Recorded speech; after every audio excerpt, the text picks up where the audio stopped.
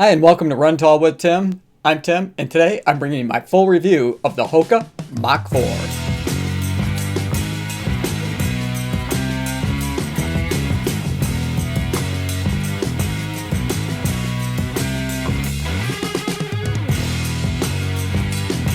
Before I get into it too far, I always like to demonstrate what it looks like to run in the shoes that I'm about to review for you. So let's do that, but then when we return, we're going to take a real close look at the Hoka Mach 4 after 50 miles.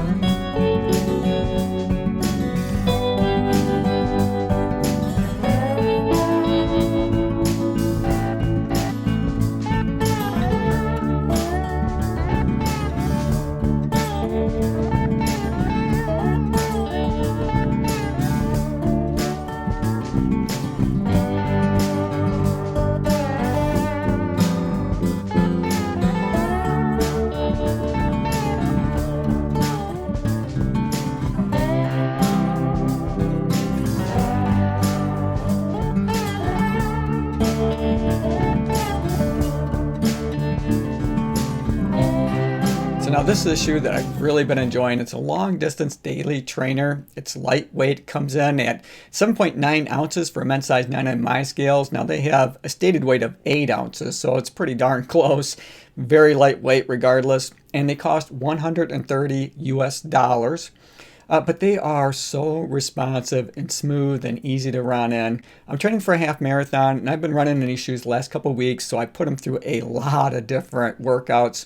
Everything from that slow, easy run to progression run, stride repeats, speed repeats, all of that kind of good stuff, and they have just performed remarkably well. I'm so impressed with these shoes. So let's just take a closer look at the shoe themselves. You know, it has an engineered mesh upper. Now this is, for me, one of Hoka's best fitting uppers that I have put on my feet to date, and I wore a lot of Hoka shoes and I continue to wear Hoka shoes, you know, quite frequently, but this has just such a nice snug feeling across that midfoot, but it's not overly done. It's got plenty of room in the toe box, but again, it's not overly done. Oftentimes, you know, Hoka has been known to have a more narrow fit up around that toe box area. A shoe like the Rencon, for example, I did have some initial issues in that upper with my pinky toe developing a bit of a blister just because of the way that that upper was shaped. But this seems just to be more foot shaped to me. It was comfortable the minute that I put them on, and I've been enjoying the fit ever since. So, you know, I think if you're a fan of the Rencon, you're going to absolutely love the Hoka Mach 4. It just feels terrific underfoot. It does have, like I said, an engineered mesh upper, and you can see that it's got lots of perforations up around in that mesh material, and I found it to be quite breathable. Now it's still pretty cool here, so you know, more testing to come when I get a chance to run in these in some pretty hot weather, but right now they feel really comfortable. I think about the warmest temperature that I've had these out in has been in the 60s, but for the most part it's been closer to that 40-degree Fahrenheit, and they felt comfortable at that broad range between, well, in fact, I've had these out in 30-degree weather as well, so anywhere from 30 to 60 so far, they've done terrific for me. Now let's just kind of take a look around, and we can see that, they really don't have much going on in terms of plastic overlays. They got their Hoka logo there sprawled across their midfoot, and they do have this kind of a plastic that kind of comes up around on the side of the shoe, around to the heel counter as well. But that does give it some stability back here. I've always felt locked in and secure, and I think that this plastic heel piece has a lot to do with that. It gives you plenty of structure. It does create a nice heel pocket for you to set in. And the way that this mesh material is, it doesn't have a lot of stretch, so I felt like I could get a really good solid lockdown feeling. And I have been running with a runner's knot in these shoes, just because I found that to be really comfortable when wearing these. So let's talk about the padding. After 50 miles around that heel collar and tab, I love it. I think that they've done a really good job in striking a nice blend between, weight, keeping the weight down. 8 ounces is their stated weight. Again, they came in at 7.9 ounces for a men's size 9, and that's pretty darn terrific. So they've kept the weight down, but they didn't really skimp on the padding around the heel collar or the tab. They have plenty there. I wouldn't say that it's overly plush, but it is definitely all that you're going to need to keep you comfortable even on long distance workouts. And they added this nice Achilles heel flare that they didn't have in the previous model, so that felt good. I didn't have any issues with that. In fact, I've kind of come to really enjoy that Achilles heel flare on my shoes these days. It took me a while to get used to, but now I really enjoy it, and it doubles as a pull tab to help you get your shoes on, and that's always nice. Talking about the cage of the shoe, this is held up really well. Again, no real stretch in the material, so I've been able to get a really nice, secure lockdown feeling. And one of my favorite things about this upper is a lot of times in Hoka shoes, I get this big pucker up here right at the start of the eyelet chain. I don't have that with these. They just fit me so well. I'm very impressed. I don't know that I can say that enough.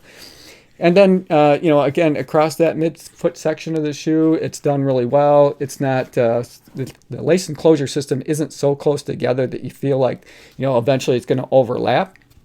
I think that they just did a good job there. And like I said, there's no real stretch in the material, not so much so. There's enough to allow you a nice smooth transition through your gait cycle, but not so much that you lose that lockdown feeling across your midfoot. So very impressed overall with that. Now the tongue isn't overly padded, but it's comfortable. It is semi-gusseted, so I didn't have any issues with it migrating around. It felt really comfortable regardless of the workout that I put these shoes through. Let's talk about the foam. So, when we're talking about midsole of the shoes, that's really kind of the exciting part. Now, it's imperative that you have a nice fitting upper, but really the fun part of the shoe is it falls within the midsole. And they have 2 different kinds of foam here. They have, on their first layer is their ProFly Foam. And, they have their whole ProFly series, but this foam is really soft and cushioned. It makes for a really enjoyable ride. I wouldn't say that this is a maximum cushion shoe, but it is soft and very responsive. And a part of that is they've blended it with this outsole foam that's kind of a rubberized EVA foam that has a lot of responsiveness to it as well. And it doubles as the outsole of the shoe. And we'll talk about that here in a second, because I do have one concern about that. But and overall, I would say that the blend between those 2 foams, it's soft when you land, but just you don't get caught up in it, and it bounces you right back forward, giving you lots of help through your gait cycle. And they have their early stage meta rocker technology, so they start forming that curve right about at the start of your metatarsal head. And that's really noticeable. I'm typically, a midfoot striker. And what I have found is that it just creates such a nice, smooth transition through my gait cycle, because I'm landing right about here. So I feel like I'm already moving forward. And that just keeps you going quick and fast, especially when I was doing some the speed work. I did some stride repeats and some speed repeats. I did do a progression run, and tomorrow I'm going to be doing a set of speed repeats as well. So I am training for that half marathon. So if you want to follow along with that, I'll put a link either in the description below or a card that goes across the top that you can click on and follow along as well. Having a lot of fun with that, and it would be fun to have you join me as I go on that journey to train for half marathon that I will be running on June 20th. It's going to be a trail run, and I did have these out doing some trail work. You might have noticed that in a bit of the video. I wouldn't necessarily recommend it because as we're moving now into the outsole of the shoe, there's really not a whole lot going on there in terms of grip. So it doesn't have that outsole rubber, but rather they're using the rubberized EVA foam. It does great on road, and it does just fine on some hard packed dirt trails. But if you're going on anything more than that, it's there's just not enough grip there to keep you solid to the road. I was out running, and some of the trails had a fair amount of mud on them, so they're a little bit greasy, and I did find myself really kind of slipping around. So not the best choice for that kind of running, but that's not what they were made for. They're basically a road shoe, and for that, they are awesome. The one note that I did want to make, though, is that with that outsole material, it is starting to see a little bit of wear after 50 miles. And I don't know, I'm going to try to get this in so you can see this. But right up here, you can see where it's kind of dug up a little bit already. And there's a kind of a piece of that rubberized material hanging off there. And then there's some other places on the sole of the other shoe where some stones or something had nicked it up as well. So I do have just that one concern about the longevity of the outsole material that they used. I think it would have been nice if they could have put maybe a thin layer of rubber, at least in some of the more strategic areas.